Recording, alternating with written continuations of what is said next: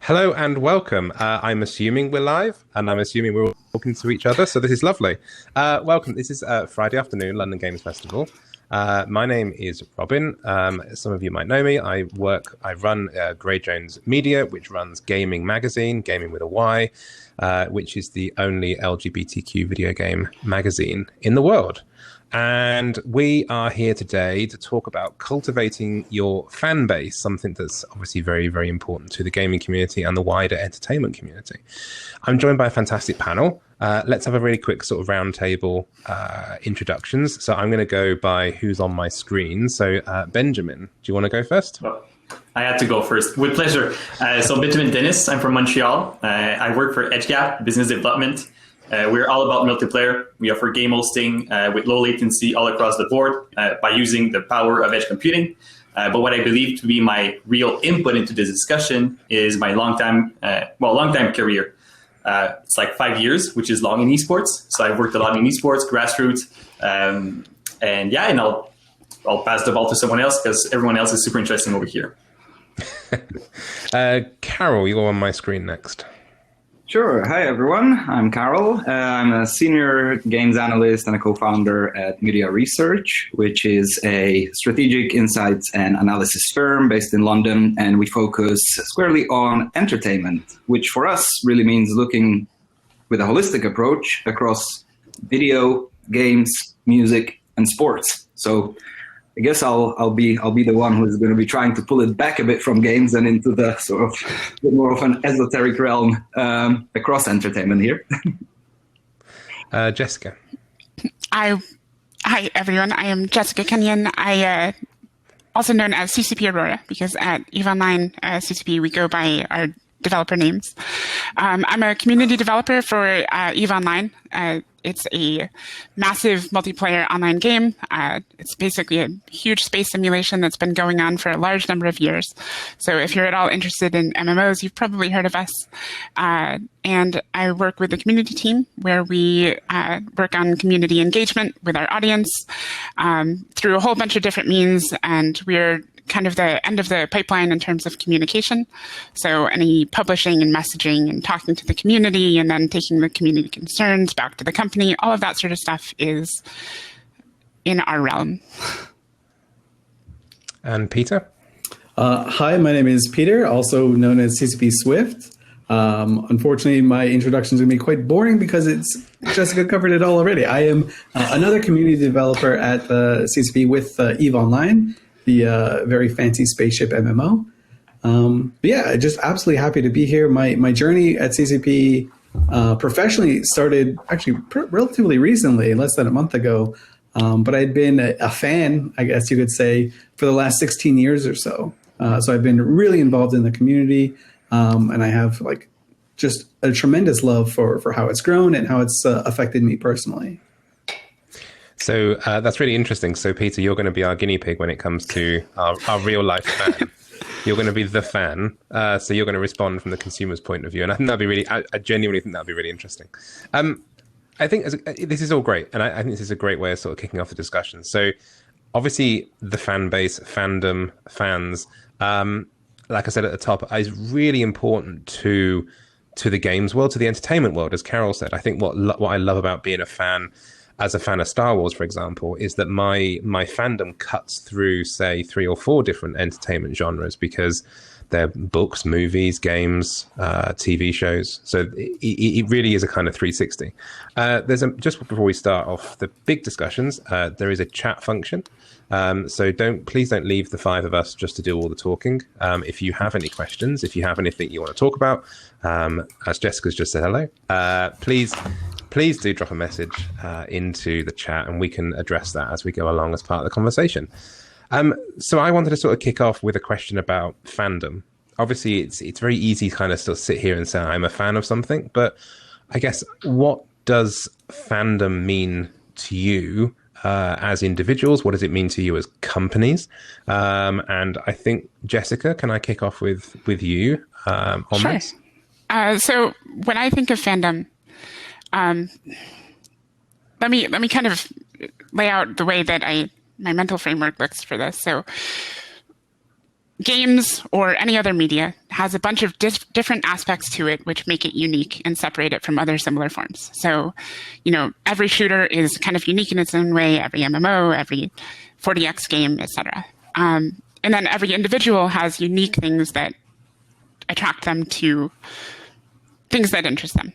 So fandom, for me, when I think about it, is when you get a really good match between the things that interest an individual and then the things that a piece of entertainment provides.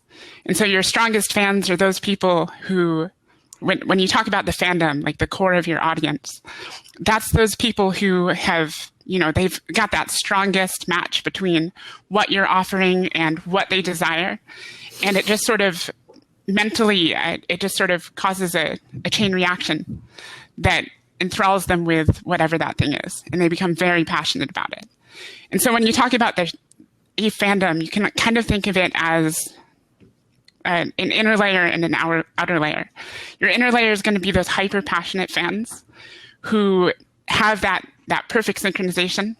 That you're offering exactly what they want and they've become hyper passionate about it. And those fans are the ones who create a whole bunch of content. They're kind of the central kernel of your fan base. They make content, they're super passionate, they involve others, and they kind of have this magnetic force to them that then attaches the second layer, which are the people who maybe they don't have that perfect synchronization, but they're people who are, very interested in your product.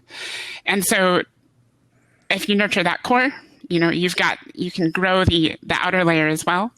And that's just kind of the way that I conceptualize the shape of a fandom when I think about it. It's really interesting that you say about being a very active kind of form of entertainment. Obviously, I think you're absolutely right that being a fan of a TV show or fan of a movie or fan of music even, it's very passive. Whereas I think being a fan of a game, you are an active participant in that and really sort of exploring that fandom. I'm going to go to our resident fan, Peter, as the fan. How do you kind of agree with what Jessica said about? And also, I'm interested as to whether you were the outer layer or you the inner layer of the Eve fandom. So I definitely started at the outer layer, right? And then the magnetism of it took me to the inner layer. I got more involved. I said, hey, this is really cool. I want to know more. I want to interact with people more. Hey, these people around me, they're not just random faces anymore. They're people that I have a lot of commonalities with. I resonate with them outside of this game, right? So, when you're a fan of something, it attracts similar types of personalities. And so as I found myself getting sucked in from the outer layer to the inner layer, and then I guess now I'm sucked into the very core of it. Right? I just found myself just being surrounded by these people that I would have no idea that I would be social with in any other circumstances. But because we share this fandom, because we share this excitement over this one thing, we find other similarities with each other. And that's just one of the most special things with me, especially when it comes to video games, but this extends to all fandoms as well. I'm sure everyone here has a story of the first meetup they went to, whether it's like E3 or anything like that, where you kind of look around and you say, oh, these are my people. And you strike up a conversation and it's just so seamless because you had no idea that these type of people existed. And maybe you wouldn't have interacted with them ever before. I've got friends from around the world, from all walks of life. And it really is something that I've come to care deeply about. That's really interesting. And I find what you said there quite fascinating around using a fandom almost becoming a family, in a sense of it really does go sort of deeper than just playing a game or watching a movie. It really gets into that kind of people with a shared experience coming together. And I think there's a good example, just going to cut across obviously to Benjamin from an esports point of view. There's layers again of fandom when it comes to esports, isn't there? Exactly. Well, just going the basic of what fandom is, I see my personal view is that there's two types of fandom. There's the, how would I say, the passive fandom, and there's the active fandom, right? Where, for my example, I'm a big fan of the Zelda series. But do I go on Zelda forums? Do I do any extra steps into that regards to be part of the community? No, I do not. But then I would consider myself a really strong Zelda fan, but never do I take actions. And let's not forget, we're going to talk a lot about community today and engagement, but a lot of people can be fans without necessarily doing that extra step. So that's number one thing I want to point out. And secondly, it's like you said, it's all about the engagement and the community. And when it comes to esports especially, it's all about empowering local leaders to get the fan base going, right? There's depends on what level of games we're talking, from indie to AAA. There's different ways to go at it. But no matter what you need are those thought leaders, those influencers, those leaders, right? Peter, right before the conversation, you were telling me, okay, so I was really good at the game. Well, you didn't say that words, but that's what I believe. And I also believe I was really good at some games I played, but that's another question for another day. So you start off as really good, really passionate about the game itself. And then you're like, I want more. I want to be active. I want to create real physical actions in the community of said fandom, which I think this is that's the tipping point where it becomes really important. And, games should try to actively promote that kind of attitude in their fans. Because once, let's say for me and Peter, we said, okay, well, this is not enough. I'm playing a game, but I want to share with other people. So what did we do? We created content around it. I on my side, created a league about Hearthstone. Then I invited players. I made players in Hearthstone get together in a physical place to play a digital card game. Because I also come from the Magic the Gathering world where it's Friday night and you go swing your cards, and that's awesome, right? Yeah, that's it, Karol. So I wanted that feeling. I worked actively to recreate a feeling in my Hearthstone community too. And that's where for me a lot of things started, because I took action, I put myself out there. So we're talking event organizer, spokesperson to a certain point, right? Because I was telling people, there's going to be an update about Hearthstone and it's going to be super fun. Let's see you there. We're going to play together. So for me, it's all about there's two different types of fan. You got to gather to both of them. But when it comes to the active fandom or the community, if you like, you need to give tools or reasons for people to implicate. No, that's not a good English word. Engage. I think engage is the right word over here. So it's all about engagement. Totally. And I think what you said there is really interesting around needing to kind of inspire and really keep those kind of top ticket fans engaged by giving them more and giving them things to go on. Karol, just to bring you in, what's your definition of fandom? But B, sort of with the conversation so far, I know that you've been heading up a lot of research in this field. Is there any kind of like opening, interesting points you want to talk about regarding kind of fans at this stage? Yeah, so two things I would say. One, definitely agree with pretty much what everyone has said in the sense that engagement, plays a role. But I would caution and sort of bring up the sort of danger of viewing fandom purely through the engagement lens. And this is actually something that is happening at the moment, because the world of entertainment really is largely set up to monetize engagement and consumption rather than emotions and fandom. And there's this shift that's happening right now. So kind of in theory, you could say fandom is some sort of like feeling of an emotional attachment to something or someone. But then when you try to, define it in a way that's like a little bit more actionable in the sort of commercial sense, it becomes incredibly complex. And that's kind of the second point, just to pick up on everybody else's. Everybody's got an idea of what fandom is, and everybody kind of knows when they feel fandom that they are a fan, but it becomes incredibly hard to essentially pinpoint it with a single definition. And really the reason for that is because fandom, unlike engagement or money spent, is an attitude rather than a behavior, right?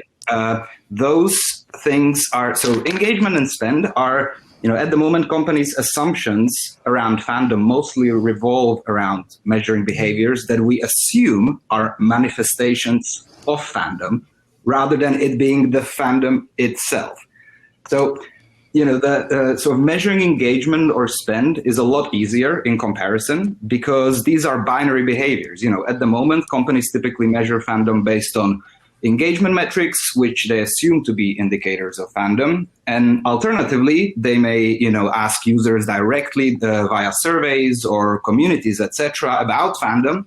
But the problem with that is that everybody's perception of fandom is slightly different, right? It's not like asking, have you or have you not used this service in the last week? You know, and then also there are different types of fandom, to the point of Jessica and Benjamin, which consumers may or may not want to report. You know, so and this, I guess what I'm going to say now might be a little bit controversial, but I would actually argue that, you know, most entertainment companies actually don't know a whole lot about their fans right now. They think they do via the monitoring of the behavioral indicators, and typically are really well informed about what drives engagement, what gamers are doing inside their games. And then these assumptions are made, you know, about how to foster fandom. And that definitely gets us somewhere, but that approach only tells us a part of the story and actually risks leaving some of the money on the table, because to Jessica's and Benjamin's point, you know, fandom can be active, but fandom can also be dormant for a long time, waiting for the right opportunity to be triggered. And you won't see that from your engagement metrics if that's what you are looking at. And then you also have fans that are secretly active too. You know, those are the things of like the guilty pleasures, you know, that people are truly fans of something, but because of where they are in their lives and the, you know, social bubbles around them, they just don't want to report on it. So, you know, I guess like a, you know, quick story. You know, I used to be a big fan of Ed Sheeran before he was signed. I used to, you know, watch his stuff when he had sort of 15, 20, 30,000 views. And I really used to like that music because I was really into, you know, funk and jazz and hip hop all together. And I really appreciated what he was doing. Then, you know, he signed, became massive. His music changed. Right now, that music doesn't appeal to me because it's not what I personally like. That doesn't mean, however, that I am no longer, you know, that I have a 0 degree of fandom for Ed Sheeran. I wouldn't right now buy his, you know, new album for 15, 20 quid. And the management team of his is probably not concentrating on me at all because they haven't seen any engagement from me with Ed Sheeran for the past, you know, half a decade. But would I? So I wouldn't pay the 10 quid for an album, but would I pay 100 quid to do a session with Ed Sheeran about how to do freestyles and good funky loops? Absolutely, right? But it's not the kind of thing that the teams will at the moment see, because everything that they measure fandom through is essentially engagement. So sorry to, you know, to bring it a little bit to a close. The truth is, you know, fandom is driven by a large number of factors simultaneously, and the drivers for fandom differ across consumers. You may decide that you like a football team because your parents or your peers liked it, but you might equally decide to dislike that football team exactly for that same reason, right? It depends of what kind of person you are. Do you thrive personally in an environment where you are going with or being contrarian to the behaviors of those around you? Do you prefer aesthetics over mechanics? Do you prefer quality over quantity, right? And there's all of these things. So another thing that kind of makes it even more complicated is time. And that transpires, again, on multiple levels. Like time in terms of your age, as the stimuli can result in fandom changing over time. But then the other dimension also, how the actual overall fan base progresses, right? And actually, do you start losing some of your fandom just because so many people got on board now? And all of these things, I guess, play into each other. And so long story short, this, you know, when we talk about all this, it invites all of this complexity. And really, when things become this complex, it's time to take big 3 steps back and take the 20,000 foot view.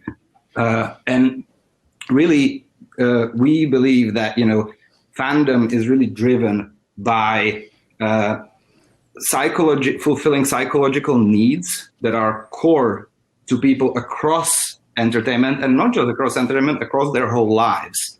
And it actually may become more straightforward to start planning, you know, whether it's product or strategy or whatever, once you are able to map what are the things that are driving over here, what happens in music, video, games, even though they're completely different, there will be some sort of overarching things at the top. That's, I mean, literally, that's the conversation done, to be honest with you. We'll just end on Ed Sheeran. Oh, all right. Okay, I got some free time now. Cool. That's perfect, yeah. No, random sort of like question. Obviously, we're all sitting here saying fandom, such a great thing. It's good for games. It's good for the entertainment world. You're having all these fans is really great. Is there, in your views, is there such a thing as a bad fan?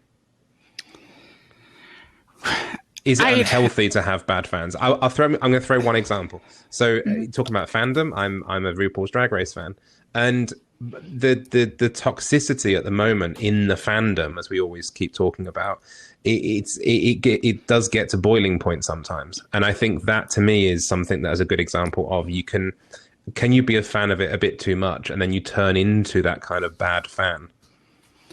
I think it's something that we see quite often in video game spheres in particular. If you go on, if you're active on Reddit or any other social media, you go look at, just everybody who's talking about a game, and almost every popular game that you look at will have a fair few negative comments, a lot of complaints. And, there's always the concern that sort of thing is chasing people away. So you've got all of these passive fans, or like Benjamin discussed, or those latent fans that you can't actually measure, who are like passively consuming this content but not interacting with it, and it all leaves an impact on those individuals, which is it's part of the company's job to try to manage that at least as best they can, generate positive interactions to balance out the negative. But I mean, something to keep in mind when you see that sort of thing is that's generally coming from a place of extreme passion. So those people that are complaining are your biggest fans. And the reason that they're doing that is because generally, kind of what I talked about earlier, where you have an attribute match between the user and the service. When the service changes to some degree, or it's no longer fulfilling the attributes that they had previously hoped it would, that discordance causes them to act, to very passionately and publicly speak out in an attempt to bring it back into line with what they desire. And I think that's effectively unavoidable in some ways. At the same time, I wouldn't necessarily call them a bad fan. It can get to an extreme point.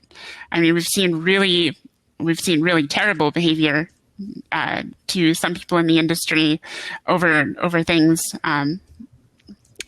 But at the same time, it's still perhaps a good fan. I think there's a little bit of a trick that you can play in identifying where the community as a whole, the existing community, has similar echoing tropes, I guess. I'm missing the proper word. Sentiments. So similar echoing sentiments where everybody's kind of generally, or a large portion of the population is generally voicing the same complaint for the same reason.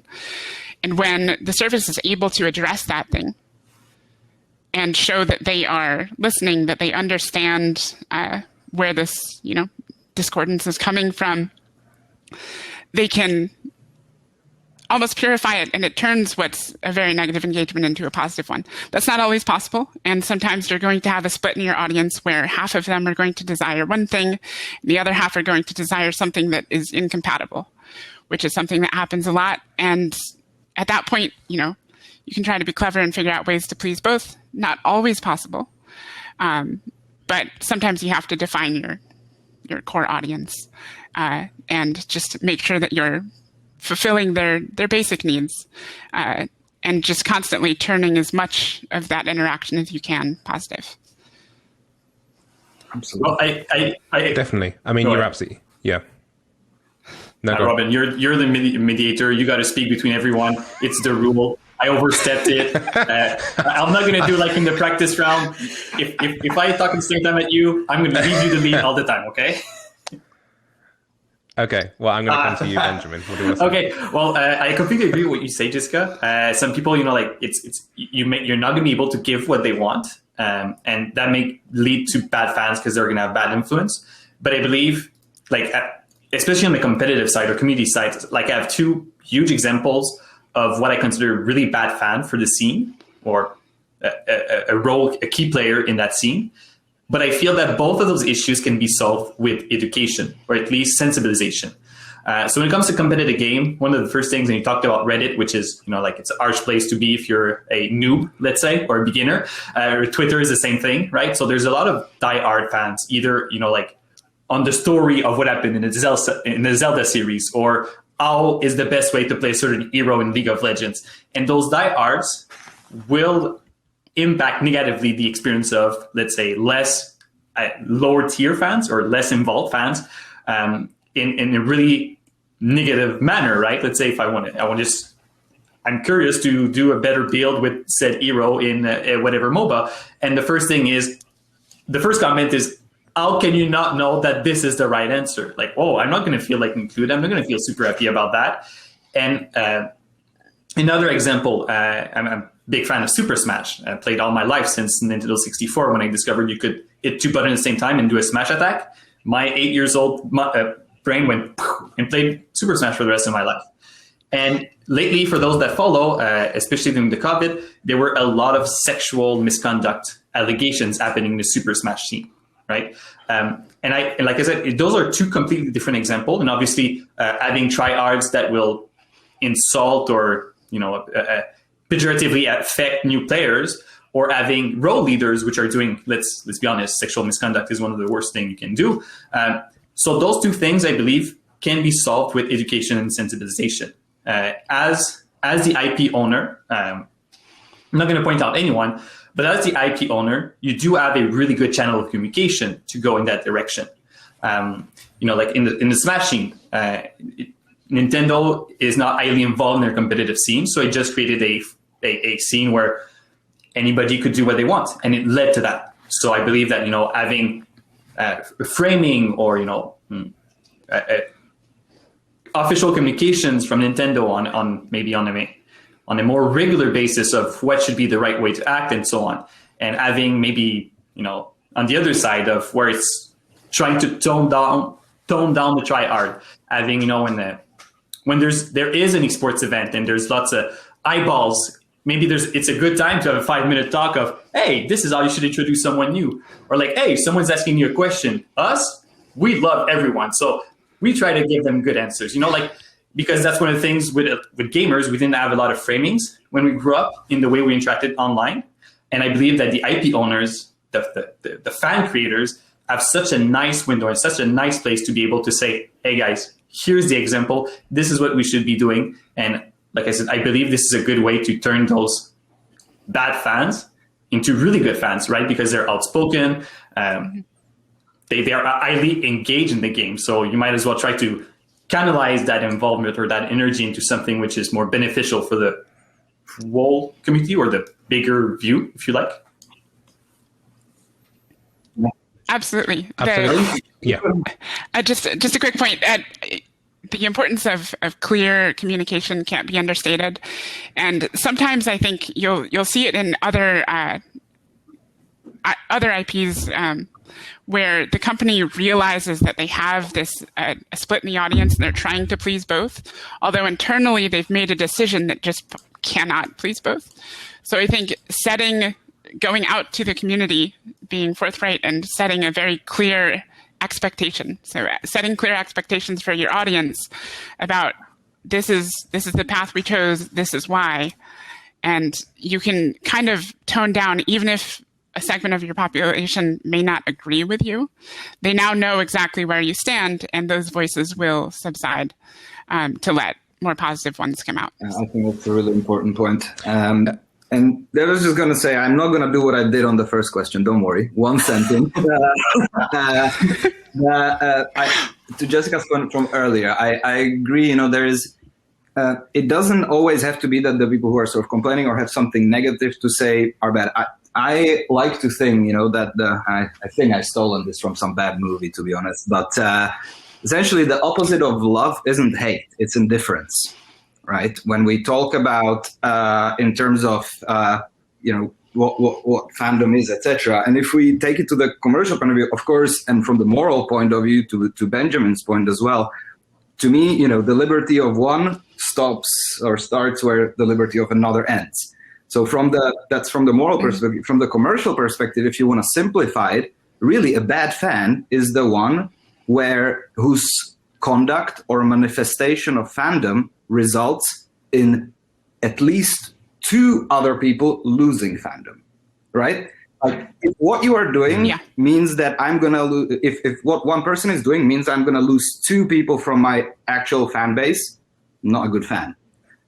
But really, if that person is doing something that may be controversial or something like that, and I'm actually maybe gaining some fans or staying the same, it's not necessarily bad fandom. And to Jessica's point with, if you have 2 companies about, having sort of these 2 kind of camps and stuff like that, actually product teams and the strategy leadership needs to get stuck in to see whether there are actually ways to embrace those differences in a way, even if it means, for example, separating some parts of the game and creating some sort of motivation that can actually draw one camp here and one camp there, creating tribalism, which actually makes the fandom stronger in the end, right? So that's all. Yeah, tribalism is definitely a thing that we see massively in EVE. We have these massive player alliances. I think the largest are around 40,000 members at the moment. Okay. And they go to war. And the tribalism that exists between those is huge. And it's probably our best engagement tool that we don't have to actually do anything about. So it's a wonderful thing. Do you feel that sorry to ask a question, actually, Jessica. Do you feel like that on EVE, these tribes are actually like kind of clashing on a day-to-day in a way? Like, are they really kind of very different types of people? They're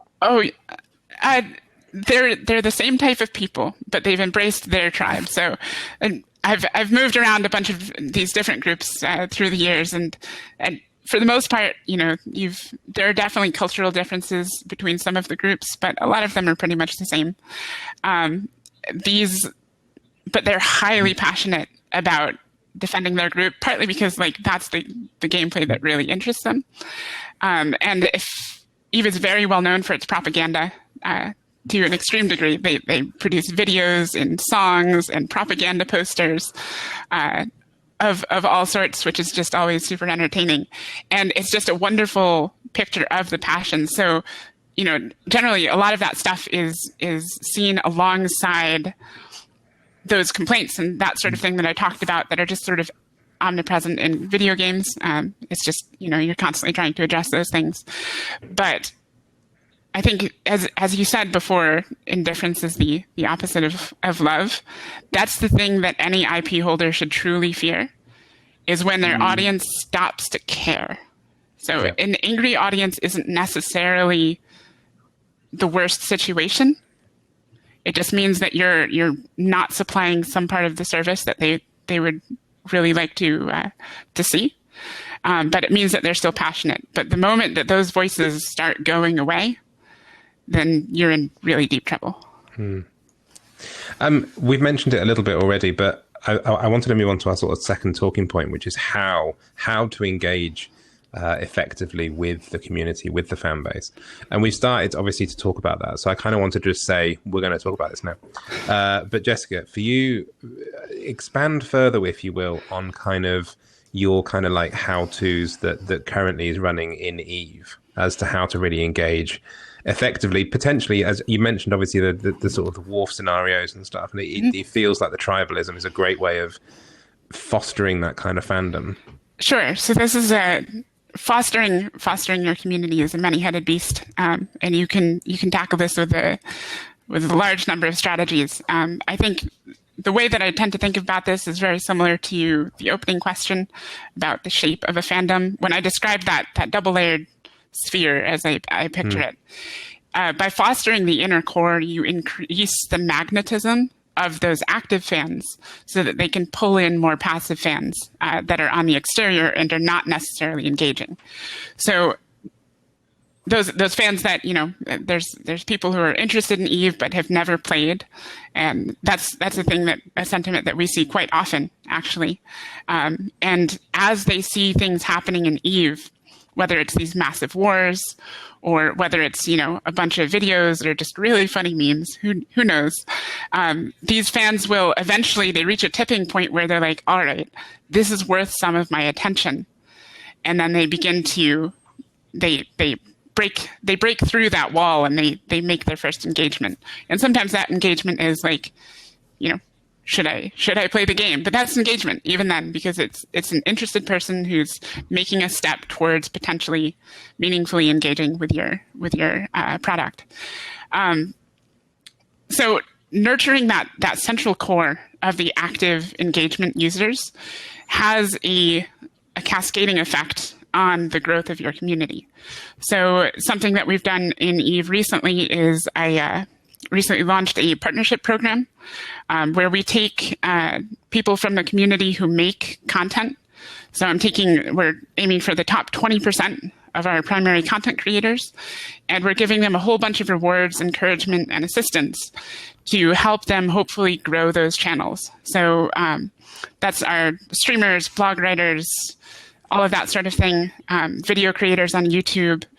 We've partnered with those people, and we're currently nurturing them to hopefully improve their reach and their magnetism and their ability to pull in people to that outer sphere and hopefully in further towards the core. So that's one way. The other way is just constantly generating engagement that has the potential of picking up some of those people that are not currently engaging, those passive fans who aren't actively playing. And it's kind of just like swinging a magnet around, almost, you can think of. So like you've got a room full of dust filings, you're just kind of swinging this magnet around, like hoping to pick things up. Or magnets, that sort of thing, further engagement. My metaphors are getting weird. Anyway, you can do this through things like social engagement and advertising. So this isn't quite my realm since I'm a community person, but when it comes to advertising, the more you show repeated exposure with new and cool things in your game, those people, those potential customers who are interested in your product and they've got some awareness, after multiple exposures, they're more likely to finally hit an exposure that goes like, all right, it's finally built up to a level where they think this is something worth my time. Let me go check it out. And that can take some work. So even if that's just making an impression with an ad. So, we have 5 different types of trailers that we're currently using, which each target a different type of player. So there's one for players who are particularly interested in exploration. There's one for players who are particularly interested in PvP. And we've done a whole bunch of market research. Actually, we brought in people externally to give us insights about the personality traits of the types of people who go towards these different paths, so that we can better target those individuals and hopefully pull them in and convert them into players. And this, I guess I shouldn't perhaps go on listing examples, but just one other thing is positive interaction with the community can come in terms of just being a part of a community as the IP holder. So something that we do on the community team is we are quite active personally on social media, just constantly engaging with that core section of the community that establishes a very clear and easy line of communication, that it lets the customers know that we're listening. It lets the customers know that we understand the way they feel about the game. We understand the game itself. And we build a rapport, and we build this sense that we're actually part of that community as well. And when the community understands that you're a part of that community,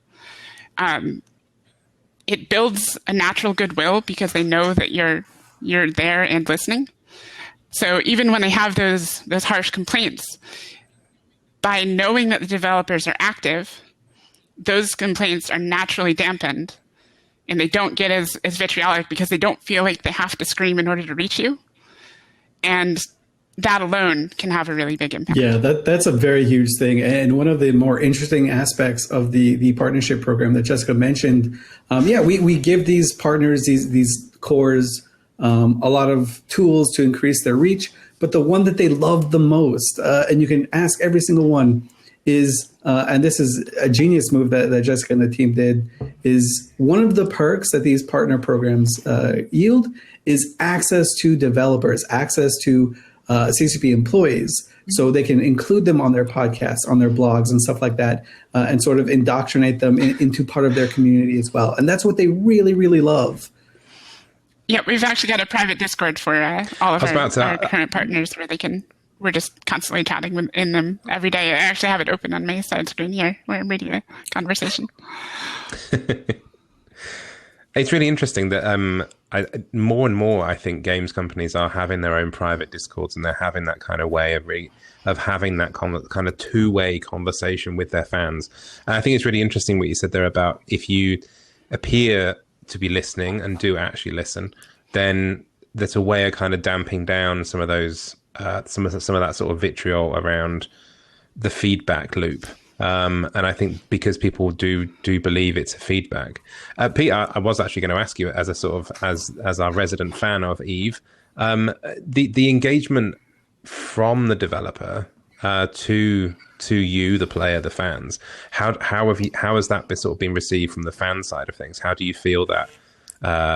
Do you feel that sort of day-to-day kind of level absolutely. of care? It's absolutely crazy to me as well, because and it's what really sets apart our game from other games, right? It's the sense that I don't have to go onto a mountaintop and scream until my face is blue to kind of get someone's ear.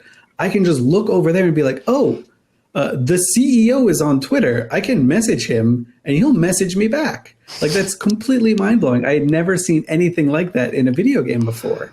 One of the other games I'm a huge fan of, it's a MOBA similar to League of Legends. It's called Dota.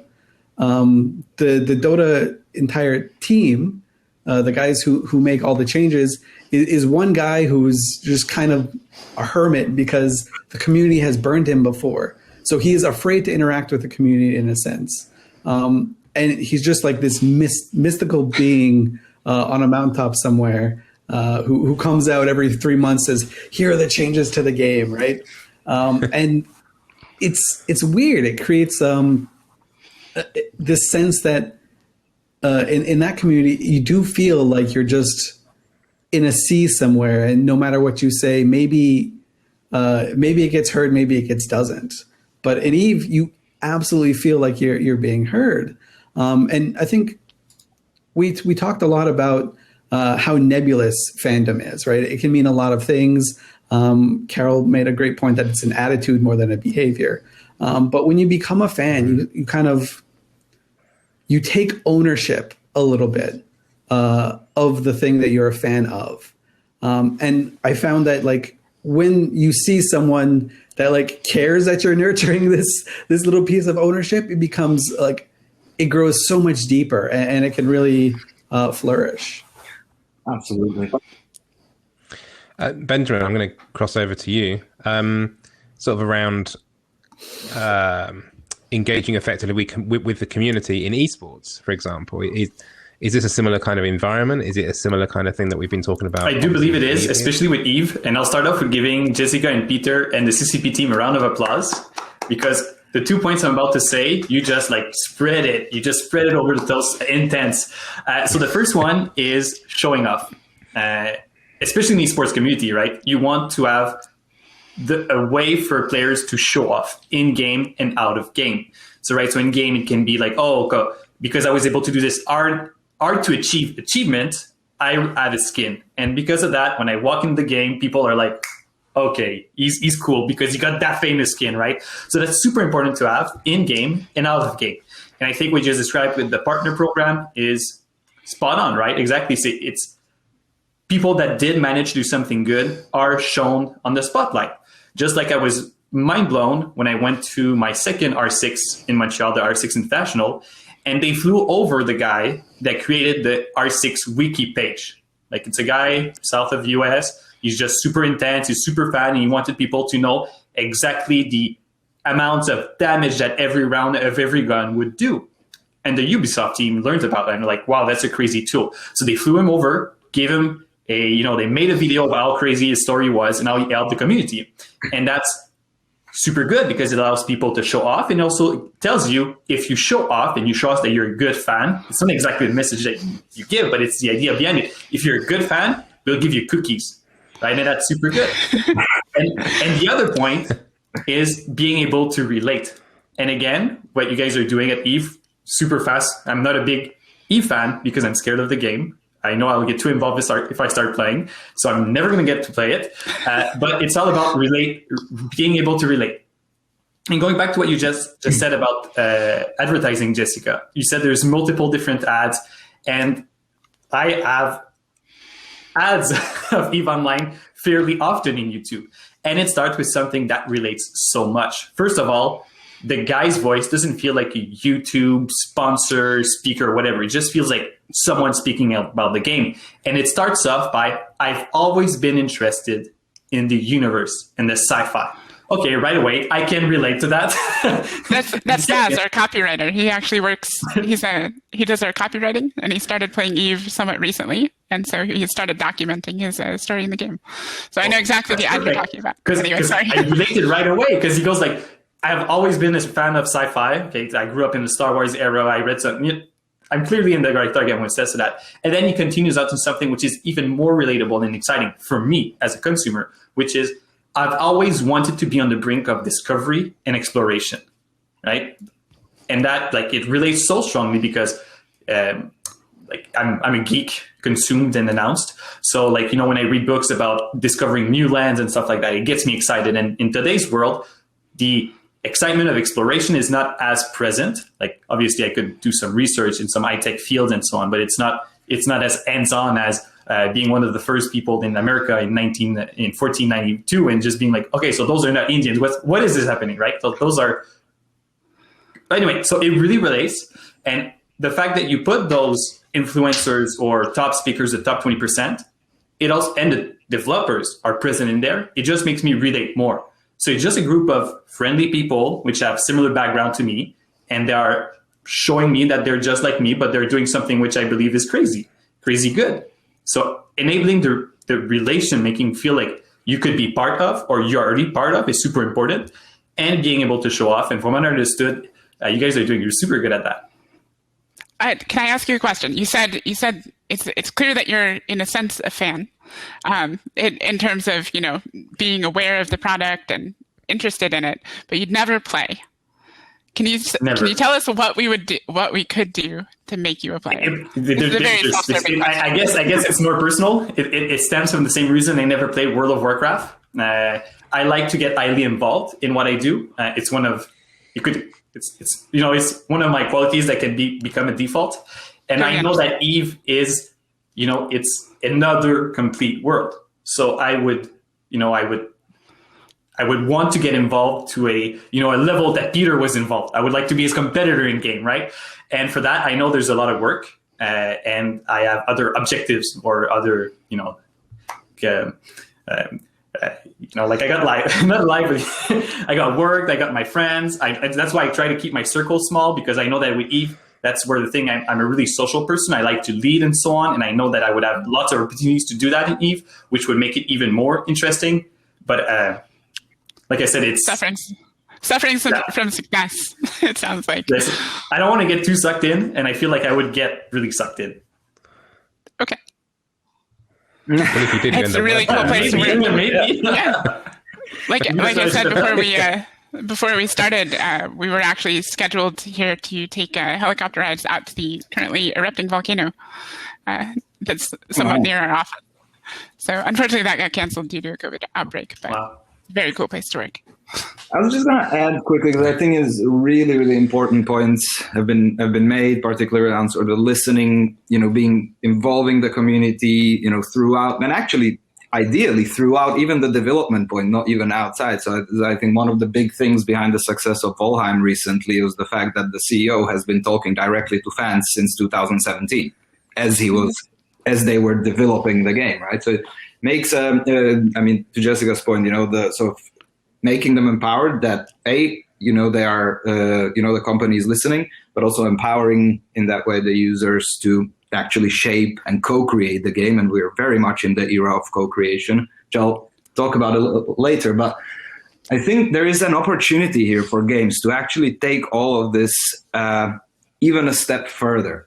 And by that, I mean essentially starting to involving consumers allows you to listen and allows you to learn about more of their lives, just even outside gaming, which is super important because that's the part that the games companies don't see in the user data, right? So generally entertainment companies, be it games, music, video, or sports companies, they often look at consumers' behaviors mostly through the lens of their own sector. And so they know a huge amount about, games companies know a huge amount about gaming lives of gamers, but not as much about their overall entertainment lives. And the truth is, as much as every industry representative will say that games are different to video and video is different to music and music is completely different to sports, they are all entertainment. And fandom and generally engagement, is very much intertwined. A gamer is never just a gamer, just like a music fan isn't just a music fan. They are all likely to engage and manifest fandom across entertainment. And what they do in general is actually more telling about those consumers than what they may be doing within the specific sector only, right? So I keep going to this stat about, live music goers, essentially, turns out are twice as likely to go to esports events than actual gamers.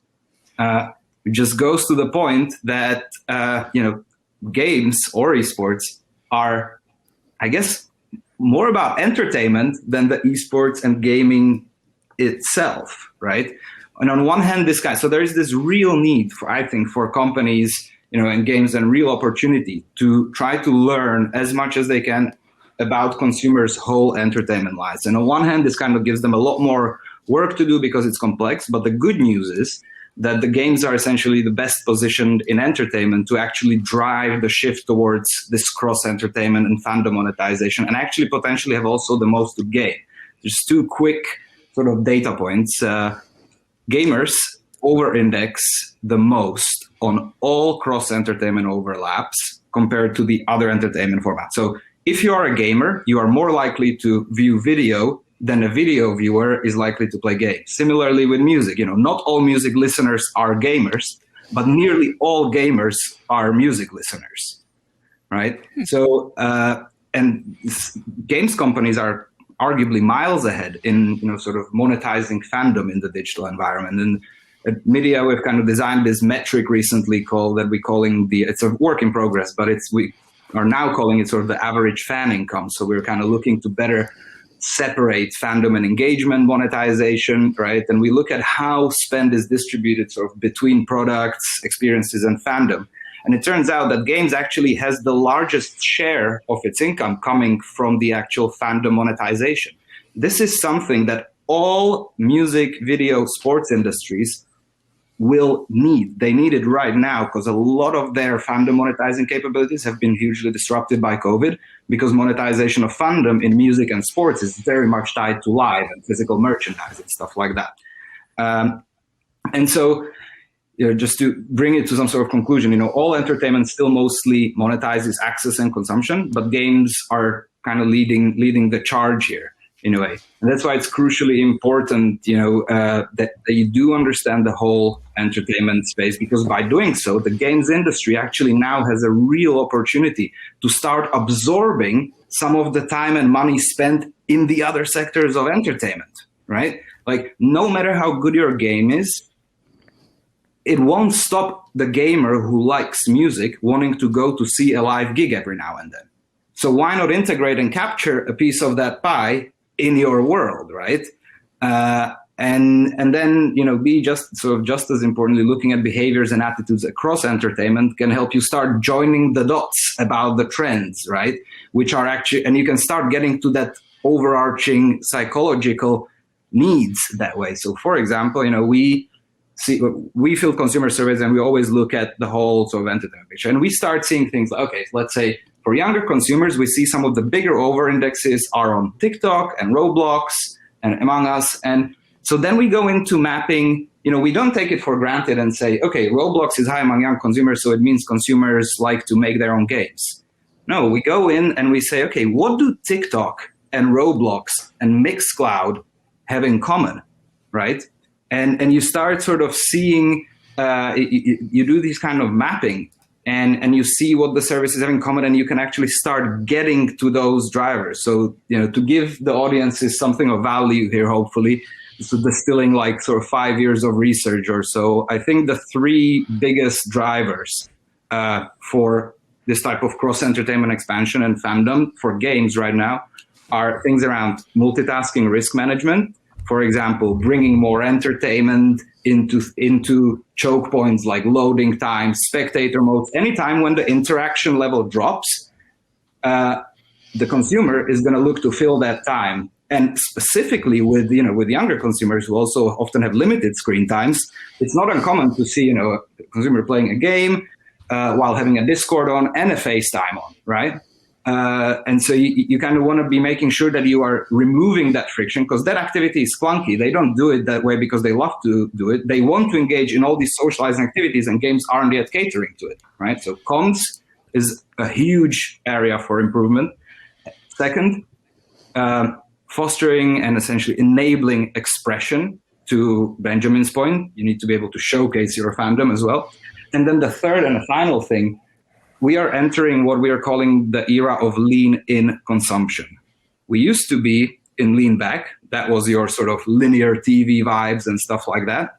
We lived through lean-forward, your kind of on-demand and subscription services. And we are now entering in what we call lean-in, where creation actually becomes a part of the consumption process itself. And that is very much manifested across entertainment, whether it be the likes of TikTok or Roblox, etc. I would say those are the kind of three biggest opportunities for games for the next half a decade to drive engagement and fandom. I got questions for the other people around. I also created a poll. If you're in the chat right now and you're looking, I think the poll is about esports, and is esports necessary for multiplayer games to create engagement in fandom? I think the way the discussion is going, that's an interesting question. So please feel free to add it. And Karol, I got a question for you where I'm clearly biased in what I'll say, but you talked about entertainment sector as if they're simple verticals, which are, let's say, equivalent. Let's say there's the cinema industry, music, and game. And my thinking is video game cannot be classified as the same level as those entertainment industry. And my reason for that is that game is a mix of all of those entertainment industry. Like I'm a big reader. So for me in game, there's reading, there's music, there's video, and there's obviously the more action-based. So for you guys at MIDiA, do you see gaming as simply another sector, or you have, you see it a bit like I do, where gaming is just like it's everything together. So obviously there's going to be more interconnection between the fans and the stats. Yeah, absolutely. No, I think that's kind of precisely the point that what I meant is essentially, I think a lot of companies often still do think in an isolated sectoral way, but I completely agree that entertainment is intertwined. Entertainment is not it doesn't exist in isolation. And I do think that games are pretty much the best position to actually become the destination of bringing all of these other industries in, thanks to the fact that they are the only entertainment format that are truly interactive in their nature, right? And that kind of enables everybody else, all of these other industries, to come in and actually exist there in their own right. So yeah, absolutely, definitely intertwined. And awesome. Yeah. Love that answer. And my other question, we're talking a lot about esports, player engagement, and so on. So Jessica, what's EVE's esports? Is there any? There is one. So EVE has a history of what was called the Alliance Tournament. So those large alliances that I discussed previously in EVE, it kind of serves, these tournaments serve as a means to express their tribalism and cheer each other on, or well, cheer their own sides on at the very least. And they would, they're quite a bit of setup, but we'd have 64 major alliances go head to head and battle it out for prizes. So it's definitely something that I'm actively working on cultivating a little bit. It's not perhaps our strongest area at the moment, but I'm working to grow it.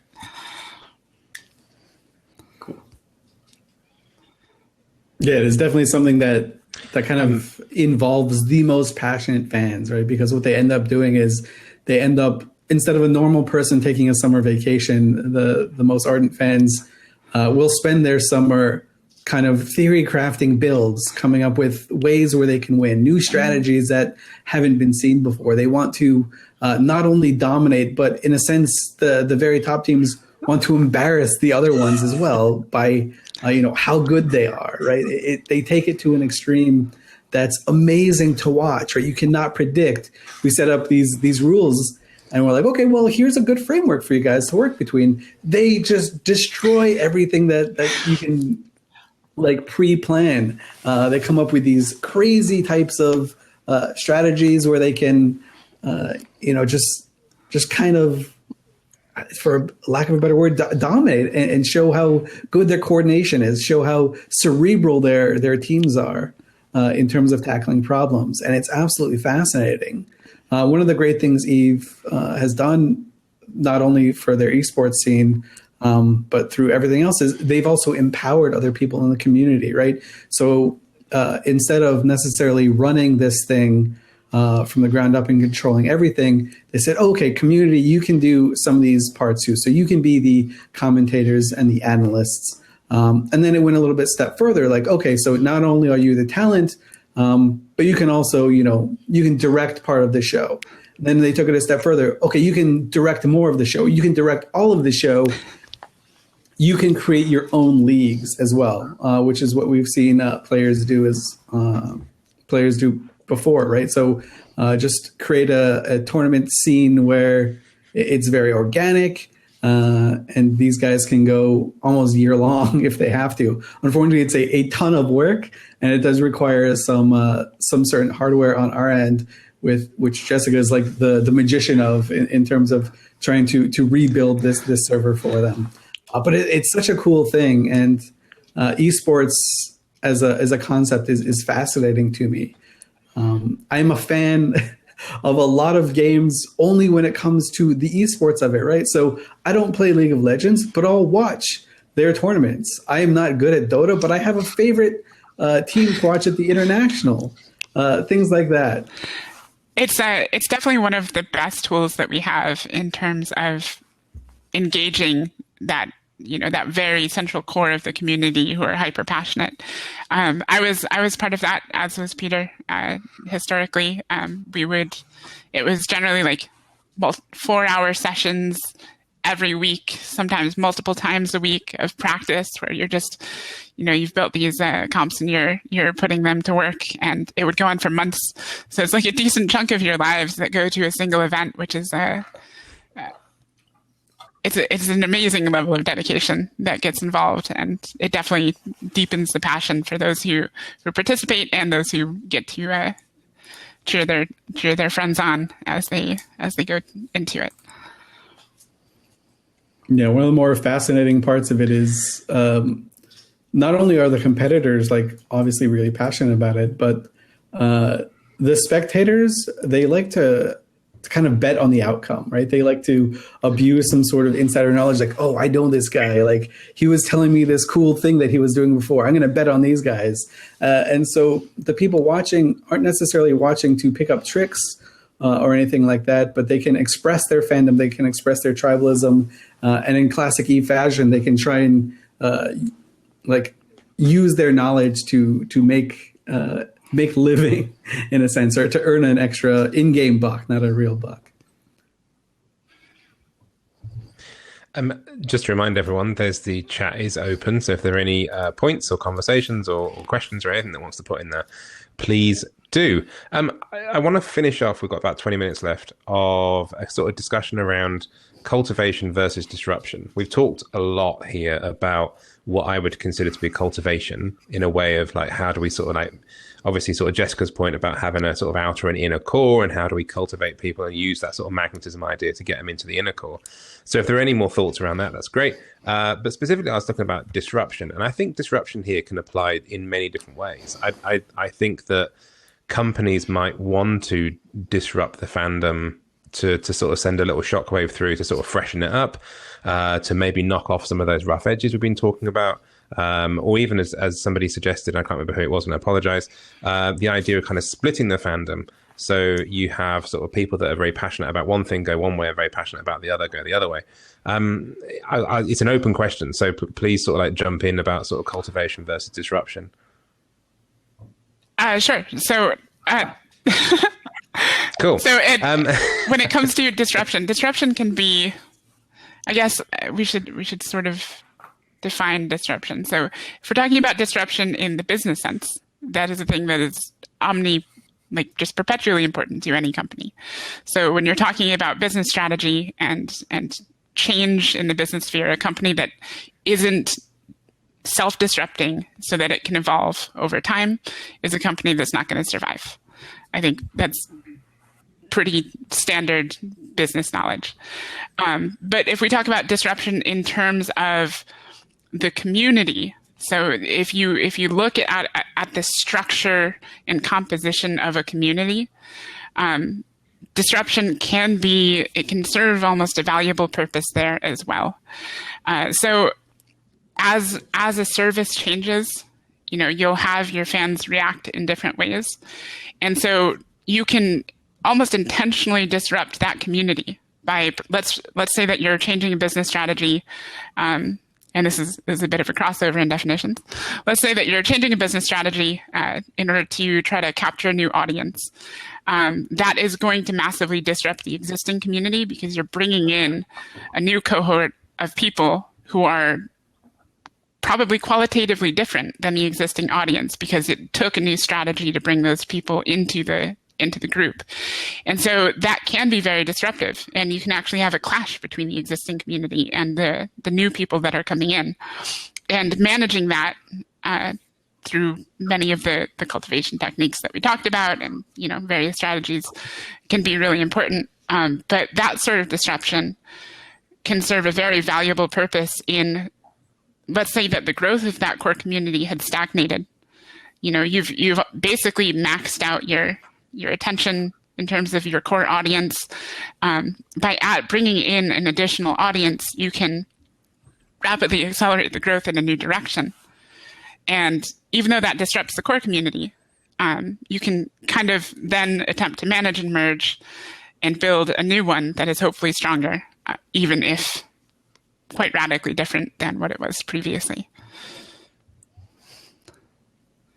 Also, when it comes to disruption, there's one thing which it's not the best thing to say, but I have to say it. But drama is usually good drama, or publicity at large is good. Bad publicity is good publicity. We all know that saying. So obviously, if the IP owner decides to disrupt in a way that's going to create drama, sadly, it does have positive impact. I'm pretty sure it does. I don't have the metrics as maybe Karol does, but I lived long enough to know that drama is usually good to create attention and especially engagement.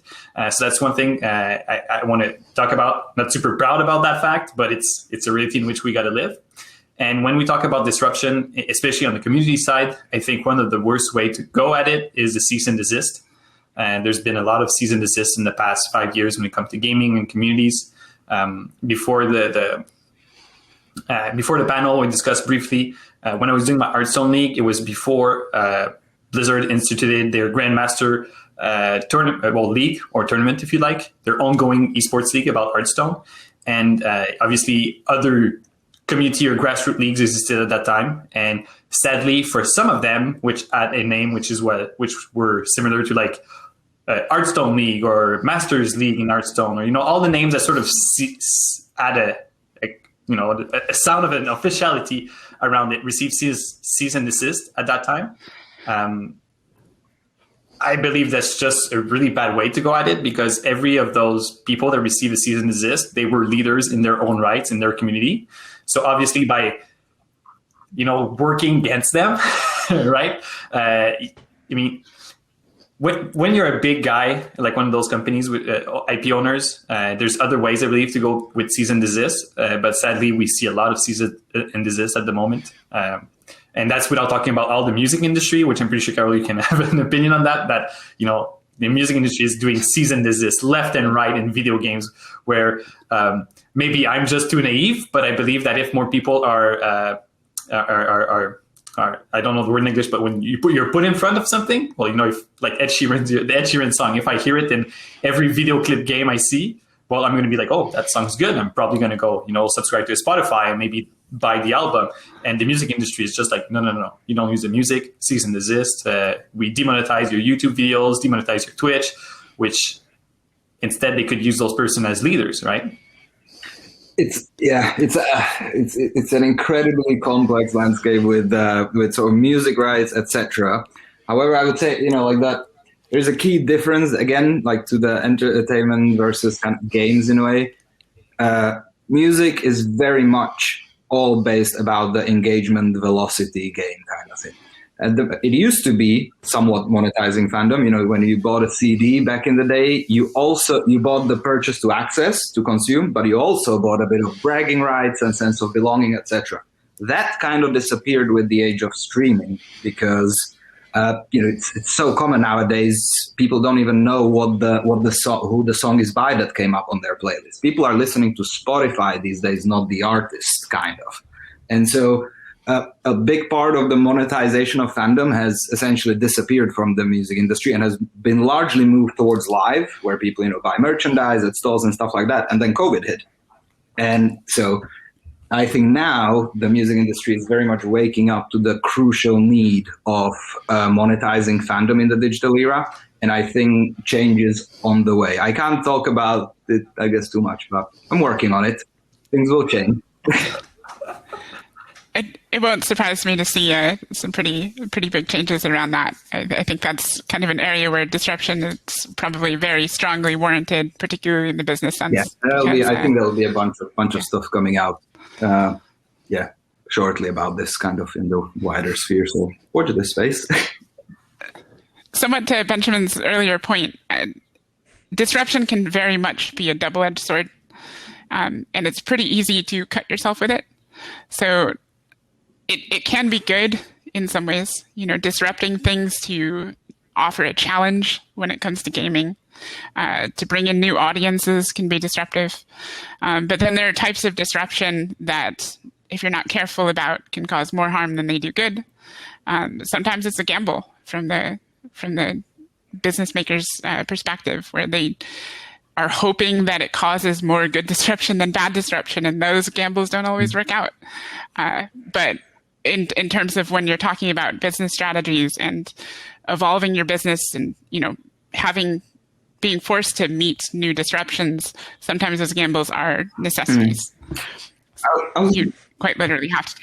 I was just going to add quickly that I guess with regards to cultivation versus disruption, and again, it comes down to there is just so many different people who, different types of people psychologically that will react to stuff differently. Some people respond much better to positive reinforcement. Some people respond better to negative reinforcement, right? So actually, there is really no silver bullet. And to Jessica's point, sometimes companies just simply need to make a decision and go one way and then say, okay, we're going to manage the other part.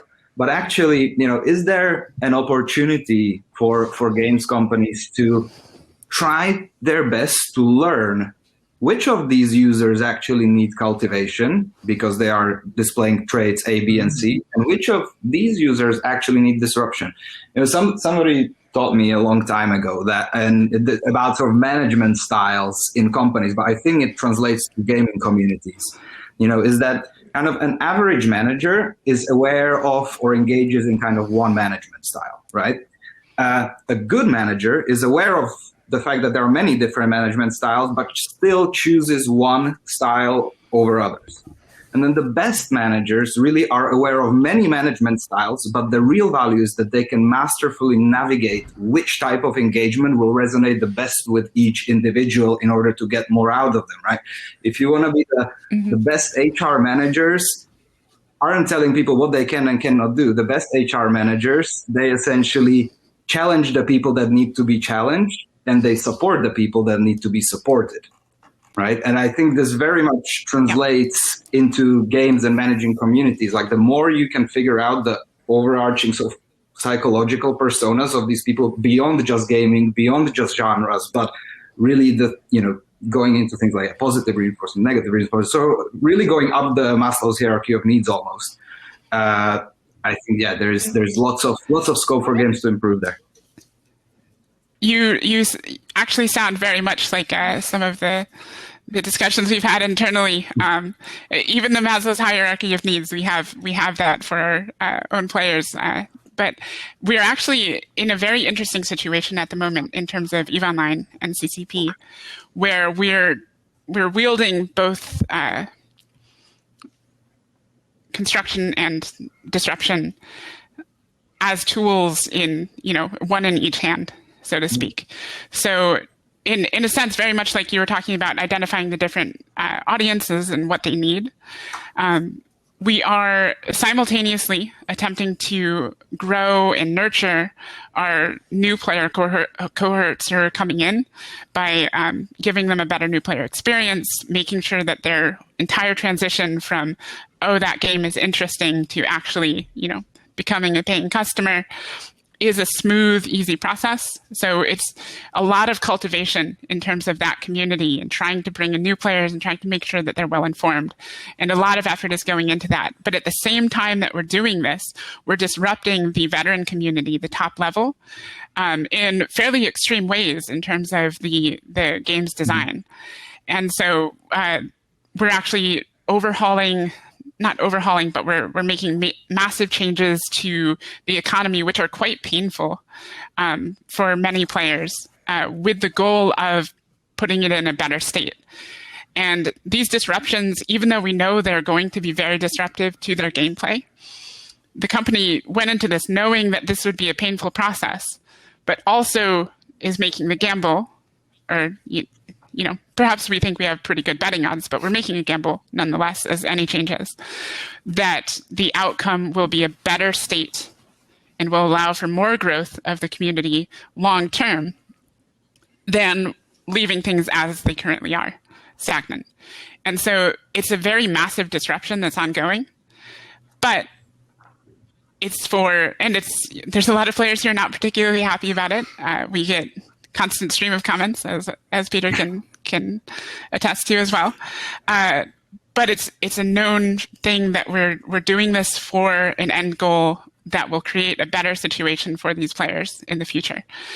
And it's possible even that, we've lost some of our audience during this process, but as just sort of a known cost of this disruption in order to achieve a better outcome. And one of our challenges internally, we have nurture new players as one of our challenges, but then we also have challenge the veterans. And so the challenges that are created tend to be very disruptive. So it's, changing the whole dynamic of the game for these established empires of thousands of players. And by just changing things a little bit, you create new challenges because the game that they knew before is not quite the same, and they now have to relearn how to operate in this new environment. And that's a really good type of disruption, because if things are too stagnant for too long, you risk kind of what we talked about earlier, where passion turns to indifference because they're just so used to it, it becomes less interesting. And so by making sure that the environment is constantly shifting around them, they're constantly forced to evolve and adapt as players, which means that it's just consistent growth. They're always learning, they're always adapting, they're always improving, and it never reaches a stale point where that slows down too much. So that'll be my take on cultivation versus disruption. A lot of what Jessica is talking about is, I think there are like different types of disruption, proactive and something like a reactive disruption. So very much what CCP is doing and what we're doing is a proactive disruption, right? Jessica explained like very well the reasons for it, right? To keep challenges going. And of course, that's with the left hand. With the right hand, there's cultivation going on the other side with a different group of players. But proactive disruption is something that's absolutely required to manage a fan base, to manage a community. Reactive disruption I would classify it as something where you spot a problem that happened or occurred because of some sort of like uncontrolled cultivation, right? Something grew too fast. A group, became a little bit too toxic, or something like that. And then you have to go up there and say, hey, at what point can I empower other players to kind of push these guys out and rally the existing community to push these guys out organically? And at what point do I have to go in as a manager of a community and kind of excise this this very hurtful area of the community through some sort of reactive disruption, right? I think Karol mentioned it best. It's good up until that one person takes away the enjoyment, takes away the fandom of at least two other people. It just so I said that's something. Oh, sorry. Oh, go. It just needs to be done in such a way that it doesn't disrupt more than you intend. So that's like exactly. I don't know, if a farmer walked out into the field with a flamethrower and just roasted one of his cows, all the other cows would freak out and bolt. He only took care of one cow. I don't know where this metaphor is coming from. The image is strong. There's no doubt. I can think about ways. The point is, like, it has to be done in a thoughtful and careful manner. Like, you don't necessarily want to just like rip people out of the community. You have to. Set fire to your cattle with flamethrowers. I come up with some very strange metaphors sometimes. I have no control and did not think about that before I spoke. It's the effect of the volcano. That's what it is. There's a volcano like a few. It sounds to me like you guys are doing absolutely the right things. And just for the record, I'm not on commission in any way, but neither was I. It does sound. Thank you. Exactly. So diving into the important things, and to Peter's point, about the sort of proactive disruption and self-disruption. I think it's perhaps one of the most important points in order not to sort of not to remain stale, and to make sure that you essentially cultivating audiences going forward, but also to Peter's point about the proactive versus reactive. Companies sometimes, especially when they're doing really well, tend to get to this point where they just want to keep getting the answers to the questions they've been asking for the past 10 years, right? And then something happens, and then they react. But it may have been a completely different trigger that actually made it sort of happen in the first place. Definitely. Proactive disruption is something, and I would say I would encourage sort of everyone, whoever is still listening to us. One thing is that, you know what answers you want to get, but I would encourage everybody always to be a lot more critical about and start, what are actually the questions I should be asking? And the questions that we've been asking 3 years ago, are those still the right questions to ask? Because we're still measuring engagement and stuff like that based on the questions we have been asking 5 years ago. What are the questions we need to be asking for the next half a decade? Should be a part of every company strategy meeting in entertainment. And how do you ask them is a really important thing. So that's, knowing what you want to ask is one thing, but those fans that are aware of your product but in no way engage with it is really hard to measure. It's like trying to capture a neutrino in a detector. They don't interact, and so how do you get information from them?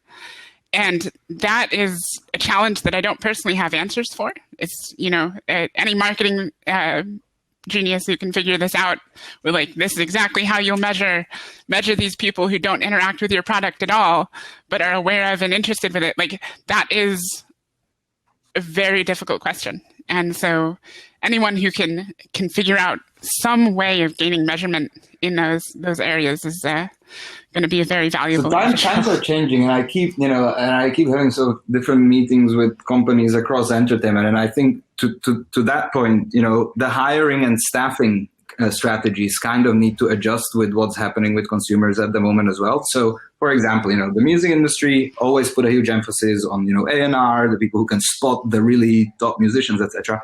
I am now telling the biggest labels out there, I would be taking hiring of 3D designers and developers as seriously as you take signing artists.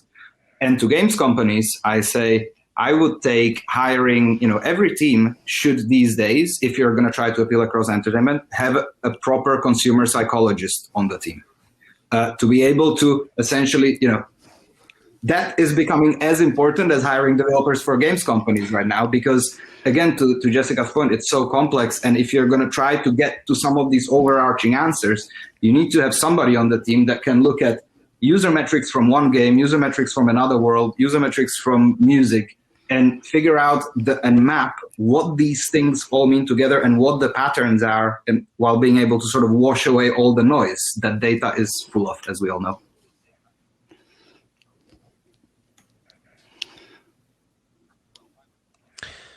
So we got 5 minutes left. There's nothing coming in quite yet on the chat. So does anyone have any kind of last thoughts on Fandom? Anything we haven't said? Anything you want to say? If not, well, I do have a plug-in and a shout-out to do. Plug-in, I'll go right away. It goes like this. Hey, I'm Benjamin from Edgegap. We're changing the way game hosting is being done today. Go take a look at www.edgegap.com. But no joke, we're doing some really cool stuff. There's some great news coming up. And my shout-out is to you, Robin. You didn't really talk about what you do. And I think that the message and the value that you are showing are really valuable, and they are necessary in today's world. So I think you deserve a shout out, and I think you should be speaking about what you do.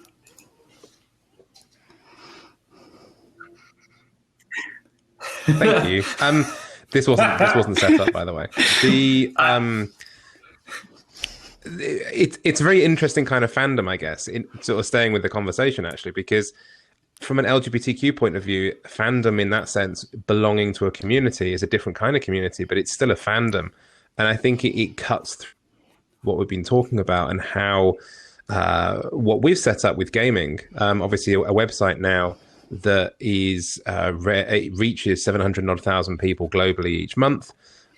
We had our first ever gaming awards last month, just almost to the day, which was our first LGBTQ video game award show that was watched by 150,000 people concurrently live on Twitch, which was fantastic as well. So I mean, yeah, what we're doing is you're right, is absolutely super important. I'm super honored to sort of be able to do that, but also being able to bring a different kind of fandom into the gaming world, and really kind of amplifying their messages and generally encouraging companies to sort of think more diversely around how to cultivate a diverse fandom rather than necessarily kind of sticking to the sort of bread and butter fandom as well. I think it can only add good things to your games. It can only add good things to the world in general. I think there's nothing more valuable than, a properly diverse fandom that is able to incorporate more people. And you can almost think about that in terms of surface area. So a diverse fandom has more surface area. And so you're able to bring in people from more angles that you otherwise would not capture, because you've increased your exposure to multiple different groups. Absolutely, and let's not forget that the LGBT community has been obviously huge fandoms, huge fans of a lot of games that even back in the day, while those games were I wouldn't say actively, but certainly passively not overly welcoming to the LGBTQ community. I know that esports is a world that is very slowly opening up to a sort of more diverse audience. It has sort of, I think we're all aware of the sort of the current sort of issues that exist in that space. But I think that for us, it's something that to sort of keep embracing that, to keep promoting that, and to use the platform and the reach that we now have to really kind of champion that across the gaming and the wider entertainment world. It obviously works across the piece. It is really important, and awesome. Like I say, I'm very excited to be able to do that. Yeah, that is wonderful. It's very awesome. The diversity is purely additive, right? There's no real downsides to it at all. So the more of it that we can have, the better. Yeah. So I applaud your efforts. Absolutely. Thank you. Well, thank you, everyone. This has been a fantastic and really genuinely insightful panel. I hope people listening have got a lot of things they can take away. If not, please go and use the metaphor of Professor Ria metaphor was a bit cows in better. the field. What game is that? It in your looks like next it's from a business game. meeting. Yeah, absolutely. It could be Fortnite. I don't know. It's not from anything. We don't know where that came from. Look out for a new CCP IP of the cows in the Cow spaceships. The new cow level on Eve.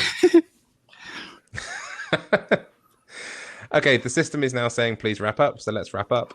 Thank you, Benjamin. Thank you, Karol. Thank you, Peter. Thank you, Jessica. Thank you, everyone, for watching. I'm Robin. Please go and check out Gayming Magazine. Enjoy the rest of London Games Festival as well. I think it's there's a wrap-up party in a few minutes as well happening somewhere. So have a fantastic day. Have a great weekend. Everyone. And we'll see you all Thanks, somewhere everybody. soon.